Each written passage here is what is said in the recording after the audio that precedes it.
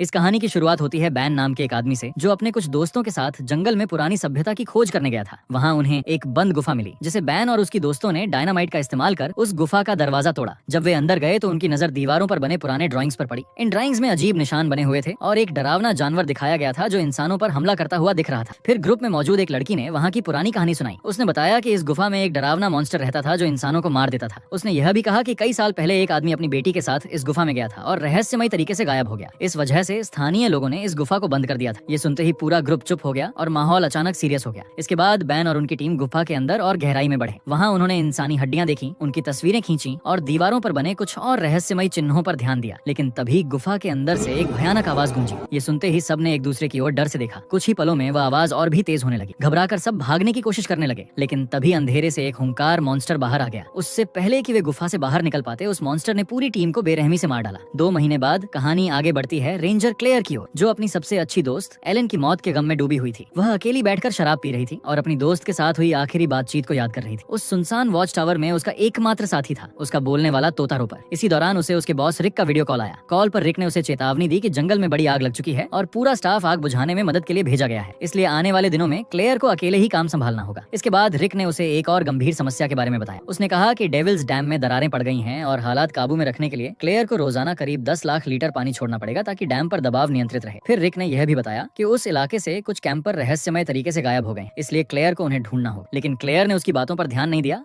और नाराज होकर फोन काट दिया। थकी हुई क्लेयर अब सोने चली गई थी, लेकिन जैसे ही उसकी आंखें बंद हुईं, उसे उस हादसे का डरावना सपना आ गया। उसने देखा कि वह अपनी दोस्त एलन की लाश को बचाने की कोशिश कर रही है और उसे देखकर जोर जोर से रो रही है। तभी अचानक किसी आवाज से उसकी नींद टूट गई। आसपास देखते ही उसने पाया कि उसका तोता रोपर भी उन्हीं आवाजों से डर गया था। ये देखकर क्लेयर ने उसे शांत किया और फिर खुद बाहर जाकर जांच करने का फैसला किया। जैसे ही क्लेयर केबिन की ओर बढ़ी, पीछे कहीं अंधेरे से कोई उसकी हरकतों पर नजर रखता हुआ नजर आया। दरवाजे तक पहुंचते ही क्लेयर की नजर वहां पड़ी जहां किसी बड़े मॉन्स्टर के पंजों के गहरे निशान बने हुए थे। तभी अचानक केबिन के अंदर से एक अजीब सी आवाज आई। क्लेयर ने दरवाजा खोलने की कोशिश की, लेकिन वह बाहर से ताले से बंद था। थोड़ी देर कोशिश करने के बाद उसने हार मान ली और वॉच टावर लौटने का सोचा, लेकिन तभी अचानक पास की झाड़ियों में हलचल हुई। क्लेयर ने सोचा कि शायद यह सिर्फ एक भालू होगा। उसने ज्यादा ध्यान नहीं दिया और सीधे टावर की ओर चली गई। अगली सुबह क्लेयर का एक्स बॉयफ्रेंड जस्टिन उसे मिलने आ रहा था। जैसे ही जस्टिन वहां पहुंचा, उसकी नजर दरवाजे पर बने पंजों के गहरे निशानों पर पड़ी। तभी क्लेयर बाहर आई और उसे पूछने लगी कि वह आग बुझाने के काम पर क्यों नहीं गया। जस्टिन ने जवाब दिया कि उसे बेस कैंप पर ही रहना, इसलिए उसने सोचा कि इस मौके पर उसे मिल ले। फिर जस्टिन ने मजाक में कहा, कहीं वो खरोचे ऑफिसर रिक ने तो नहीं बनाई। क्लेयर ने मुस्कुराते हुए जवाब दिया, शायद ये भालू का काम होगा। लेकिन जस्टिन ने तुरंत सीरियस होकर कहा, इस मौसम में भालू बाहर नहीं निकलते। तभी माहौल अचानक अजीब हो गया। जस्टिन ने देखा कि क्लेयर ने फिर से शराब पीना शुरू कर दिया। इसे देखकर उसने माहौल हल्का करने के लिए उसे पिकनिक पर चलने का न्योता दिया, लेकिन क्लेयर ने साफ मना कर दिया और कहा कि उसे अभी डैम का पानी छोड़ने जाना है। ये सुनकर जस्टिन ने ऑफर किया कि वह उसके साथ डैम तक जाएगा। रास्ते भर जस्टिन हल्की फुल्की बातें करता रहा ताकि माहौल थोड़ा हल्का हो सके, लेकिन क्लेयर चुपचाप सुनती रही। लेकिन उन्हें जरा भी अंदाजा नहीं था कि उसी वक्त कोई छुपकर उनकी हर हरकत पर नजर रख रहा था। डैम पर पहुंचने के बाद क्लेयर ने अचानक जस्टिन से पूछा, क्या तुम्हें कभी कोई अनहोनी होने का एहसास हुआ है? जस्टिन ने माहौल हल्का करने के लिए मजाक में जवाब दिया, बस उसी दिन जब हम पहली बार मिले थे। लेकिन क्लियर सीरियस थी। उसने बताया कि जब से उनकी जीप का एक्सीडेंट हुआ था, तब से उसे लगातार बुरे सपने और डरावनी झलकियां दिखने लगी थी। उसे लगता था जैसे कोई बुरी ताकत उसका पीछा कर रही हो। जस्टिन ने उसे समझाते हुए कहा कि उसे खुद को दोषी नहीं मानना चाहिए, क्योंकि हादसा उसकी वजह से नहीं हुआ था, बल्कि उस दिन गाड़ी एलन चला रही थी। लेकिन तभी क्लेयर ने सच्चाई बताई, असल में गाड़ी मैं चला रही थी। मैंने गाड़ी तेज चलाई थी, इसलिए सामने का गड्ढा दिखाई नहीं दिया और गाड़ी उसे टकरा गई। इसी हादसे में एलन बाहर जा गिरी। मैं बस उसका हाथ पकड़कर बैठी रही जब तक पुलिस वहां नहीं पहुंची। क्लेयर ने यह भी स्वीकार किया कि उसने कभी पुलिस वालों को सच्चाई नहीं बताई। सबको यही लगा कि गाड़ी एलन चला रही थी। यही वजह थी कि क्लेयर हमेशा खुद को दोषी मानती रही। ये सुनकर जस्टिन ने कहा, एलन तो उसी वक्त मर चुकी थी। क्या तुम चाहती हो कि पुलिस तुम्हें हत्या का दोषी ठहराए? अगर सच में चाहो तो अभी चलो, हम स्टेशन जाकर सब बता देते हैं। क्लेयर ने घबराकर कहा कि वह जेल नहीं जाना चाहती। फिर उस रात क्लेयर और जस्टिन साथ ही रुके। सब कुछ सही चल रहा था, लेकिन अचानक रोपर घबराकर जोर जोर से शोर मचाने लगा, जैसे उसने बाहर कुछ देख लिया। इसी बीच छत पर अचानक जोरदार धमाका हुआ, जिससे दोनों की नींद टूट गई। आवाज सुनते ही जस्टिन तुरंत बाहर निकला और क्लेयर से बोला, तुम बेस कैंप को कॉल करो, मुझे ये भालू नहीं लग रहा। फिर वो टावर की छत पर चढ़ गया, लेकिन वहां जाकर उसे कुछ दिखाई नहीं दिया। तभी अचानक उसकी जीप किसी ने नीचे खाई में धकेल दी। उधर क्लेयर ने बेस कैंप से संपर्क करने की कोशिश की, लेकिन नेटवर्क नहीं मिला। थोड़ी देर बाद जस्टिन लौटा और उसने बताया कि किसी ने एंटीना तोड़ दिया है। इसी बीच रोपर लगातार डर से चीखता रहा और बाहर निकलने की जिद करता रहा। क्लेयर घबराकर बोली, ये किसने किया? जस्टिन ने कहा कि उसने साफ नहीं देखा, लेकिन उसकी परछाई कम से कम 2 मीटर लंबी थी। क्लेयर डर गई और बोली, अब हम क्या करेंगे? जस्टिन ने कहा कि उन्हें बारी बारी से दरवाजे पर पहरा देना होगा ताकि डर कम हो। फिर दोनों ने थोड़ी शराब पी और किसी तरह रात काटने की कोशिश की। सुबह होते ही उन्होंने टावर छोड़कर जीप तक जाने का फैसला किया, लेकिन वहाँ पहुंचकर उन्होंने देखा कि जीप पर रखा रेडियो पूरी तरह टूट चुका है। ये देखकर जस्टिन ने कहा, अब हमें डैम का रेडियो इस्तेमाल करना होगा। इसी बीच उसी जंगल में एक बुजुर्ग जोड़ा रास्ता भटक गया था। जब जस्टिन और क्लेयर डैम की ओर जा रहे थे, तभी उन्हें झाड़ियों से सरसराहट की आवाजें सुनाई दी। जस्टिन ने तुरंत बंदूक निकाली, लेकिन अगली ही पल झाड़ियों से वही बूढ़ा आदमी बाहर आ गया। क्लेयर ने पूछा, क्या आप वही कैंपर हैं जो गायब हुए थे? आदमी ने सिर हिलाकर हाँ कहा और उनसे जंगल से बाहर निकलने का रास्ता पूछने लगा। क्लेयर चाहती थी कि जस्टिन उसे बाहर तक छोड़ाए, लेकिन बूढ़े आदमी ने साफ इनकार कर दिया। उसने कहा कि वह मीडिया में रेंजर द्वारा बचाए गए कहलाकर अपमानित नहीं होना चाहता। जस्टिन ने बोला, जंगल में कुछ है जो बहुत खतरनाक है, इसीलिए सबको साथ रहना चाहिए। लेकिन बूढ़ा आदमी अपनी जिद पर अड़ा रहा। ये देखकर क्लेयर ने बुजुर्ग जोड़े को जंगल से बाहर निकलने का रास्ता बता दिया। इसके बाद क्लेयर और जस्टिन डैम पहुंचे। जैसे ही वे अंदर गए, उन्होंने देखा कि वहाँ का रेडियो भी पूरी तरह टूट चुका था। अब उन्हें यकीन हो गया कि वह मॉन्स्टर यहाँ भी पहुंच चुका था। उधर जंगल में बुजुर्ग जोड़ा रास्ता खोज रहा था। आदमी आगे बढ़कर रास्ता देखने लगा और अपनी पत्नी को वहीं आराम करने के लिए कहा। अचानक औरत ने झाड़ियों से अजीब सी आवाज सुनी। घबराकर उसने अपने पति को आवाज दी, लेकिन जैसे ही वह पीछे मुड़ी, उसी वक्त मॉन्स्टर उस पर टूट पड़ा और उसे बेरहमी से मार डाला। उसकी चीखें सुनकर बूढ़ा आदमी घबराकर उसकी तरफ दौड़ा, लेकिन तभी अचानक वही मॉन्स्टर उसके सामने आ गया। आदमी ने भागने की कोशिश की, मगर वह भी उस मॉन्स्टर का शिकार बन गया। इसी बीच जस्टिन और क्लेयर वॉचर टावर वापस लौटे। वहाँ पहुंचकर उन्होंने देखा कि मॉन्स्टर ने जीप का इंजन तक उखाड़ फेंका था। फिर वे टावर के अंदर गए। जैसे ही उन्होंने टावर का दरवाजा खोला, उनकी नजर छत से लटकी हुई बूढ़ी औरत की लाश पर पड़ी। ये दृश्य देख क्लेयर डर के मारे कांप उठी। तभी अचानक दूसरी लाश छत से गिरकर सीधे जस्टिन के ऊपर आ गिरी। ये सब देखकर जस्टिन ने कहा कि शायद वही कातिल वापस आ गया है जिसने कुछ महीने पहले उन स्टूडेंट्स को मार डाला। फिर दोनों ने तय किया कि पहले लाशों को दफनाया जाएगा और उसके बाद ही वहाँ से सुरक्षित बाहर निकलने की योजना बनाई जाएगी। लाशों को दफनाने के बाद जस्टिन ने कहा, मैं जल्दी निकलकर मदद लाऊंगा, तुम टावर में रहो और बंदूक संभालो। अगर कातिल आया तो उसे गोली मार देना। क्लेयर ने पहले मना किया, लेकिन जस्टिन ने उसे मनाया। इसके बाद जस्टिन चला गया और क्लेयर अकेली टावर में रह गई। वह रात भर दूरबीन से बाहर निगरानी करती रही और खुद को हिम्मत देती रही कि अब उसे उस जीव का सामना करना होगा। लेकिन धीरे धीरे नींद ने उसे पकड़ लिया और वह सो गई। उधर जस्टिन जंगल से गुजर रहा था। तभी अचानक वही जीव उसके सामने आ गया और कुछ ही पलों में जस्टिन को भी बेरहमी से मार डाला। अगले दिन क्लेयर उठी और सोचा कि अब चीजें शायद बेहतर होंगी। उसने फैसला किया कि वह टावर छोड़कर केबिन जाए। केबिन पहुंचकर उसने देखा कि ताला टूट गया था। जैसे ही वह अंदर गई, उसने देखा कि छत से और कैनों के पीछे से खून टपक रहा था। जब उसने एक कैन हटा दिया तो उसे जस्टिन का सिर दिखाई दिया। ये देखकर वह डर के मारे चीखी और तभी उसे एहसास हुआ कि राक्षस उसे घूर रहा है। क्लेयर ने मॉन्स्टर से कहा कि यह सब बंद करे और फिर उसने जस्टिन की लाश दफनाई। जस्टिन के साथ बिताए पलों को याद कर क्लेयर ने ठान लिया कि अब वह भागने की बजाय उस मॉन्स्टर से बदला लेगी। इसके बाद क्लेयर ने कुछ खाना कैनों में रखा और उन्हें जाल और घंटियों की तरह इस्तेमाल किया ताकि राक्षस आने पर आवाज से उसकी मौजूदगी का पता चल सके। साथ ही उसने अपने तोते रोपर से कहा कि वह मॉन्स्टर की मौजूदगी का संकेत दे, क्योंकि रोपर उसे महसूस कर सकता था। अब क्लेयर टावर के अंदर उस मॉन्स्टर का इंतजार कर रही थी। तभी रोपर ने चेतावनी दी कि कोई आ रहा है। क्लेयर ने पूछा किस तरफ से, लेकिन तोते ने बस इतना ही कहा कि वह डर गया है और पिंजरे से बाहर निकलना चाहता है। क्लेयर ने पिंजरे का दरवाजा खोला और तभी काले हाथ दिखाई दिए जो टावर को झुकाने लगे, लेकिन अगले ही पल मॉन्स्टर ने पकड़ छोड़ दी। जब क्लेयर बाहर देखने लगी तो उसने देखा कि राक्षस उसके जाल से होकर गुजर रहा है। ये देखकर क्लेयर ने सभी जालों के पास गोली चलाना शुरू किया। फिर उसने रॉपर से पूछा कि मॉन्स्टर कहाँ है, लेकिन तोते ने कहा कि मॉन्स्टर गायब हो गया है। अगले दिन बादलों से भरे आसमान के नीचे क्लेयर ने टावर से उतरने का फैसला किया। जब वह नीचे आई तो उसने देखा कि बीम लगभग टूट चुके थे। फिर वो अपने जालों की ओर गई और वहाँ उसे किसी तरह की हरी लिक्विड दिखाई दी। उसे लगा कि यह मॉन्स्टर का खून हो सकता है। क्लेयर ने रॉपर से कहा कि वो यहाँ से भाग जाए। इसके बाद वो खुद मॉन्स्टर की तलाश में जंगल में निकल पड़ी। उसने हरी लिक्विड का पीछा करते हुए आगे बढ़ती रही। रास्ते में उसे कुछ क्राइम सीन के टेप्स भी दिखाई दिए, लेकिन वह रुकी नहीं और उसी गुफा तक पहुंची जहाँ से कहानी की शुरुआत हुई थी। गुफा के अंदर उसने और भी हरी लिक्विड देखी और उसका पीछा करते हुए गुफा के अंदर तक चली गई। वहाँ उसे वही ड्राइंग्स दिखे जो पहले बैन ने देखे थे। तभी एक आदमी उसके सामने आया जिसे देखकर क्लेयर डर गई। वो आदमी बोला कि यहाँ रहना सुरक्षित नहीं है। क्लेयर ने उसे उसके बारे में पूछा, लेकिन आदमी ने कहा कि अब यह सही समय नहीं है और उसे अपने साथ चलने के लिए कहा। आदमी उसे अपने ट्रेलर तक ले गया जो पूरी तरह से बर्बाद हो चुका था। वहाँ पहुंचकर उसने अपना नाम जोसेफ बताया और कहा कि वह नेटिव अमेरिकन स्टडीज का हेड है। उसने बताया कि कुछ महीने पहले उसके 5 अच्छे दोस्त प्राचीन मिथक पढ़ने आए थे, जिनमें उसका पार्टनर बेन भी शामिल था। वो इस जगह इसलिए आया था ताकि उनकी हुई मौत का कारण पता कर सके। इसके बाद क्लेयर ने जोसेफ से मॉन्स्टर के बारे में पूछा। जोसेफ ने बताया कि वह जानता है कि मॉन्स्टर क्या चाहता है और उसकी कमजोरियां क्या हैं। उसने यह भी बताया कि मॉन्स्टर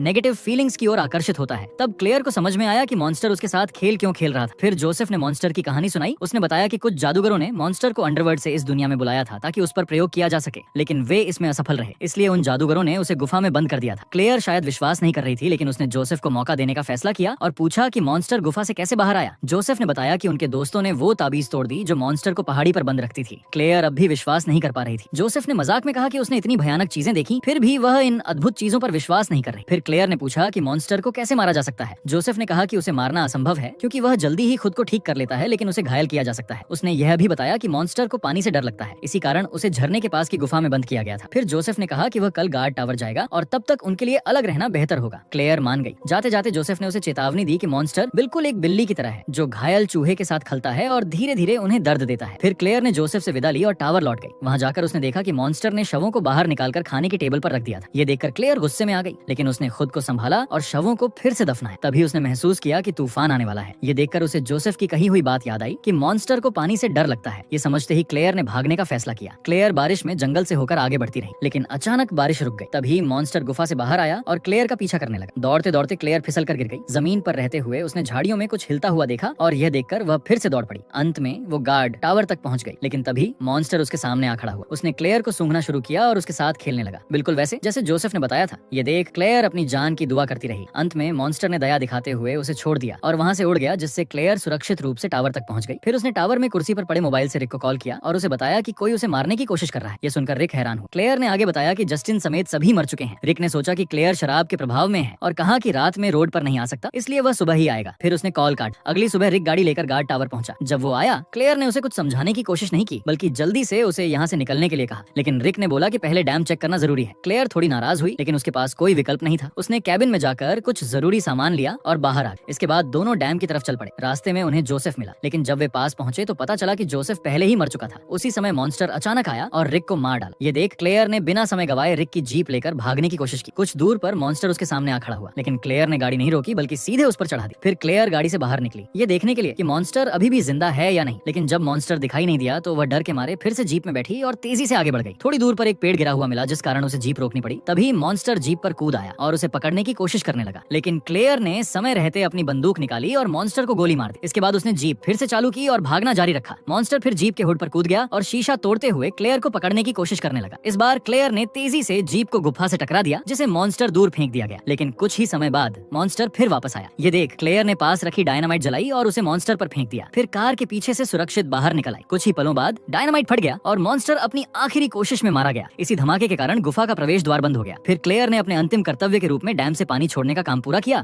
और फिर अपने पोस्ट को छोड़ने का फैसला किया। और यहीं पर यह फिल्म खत्म होती है।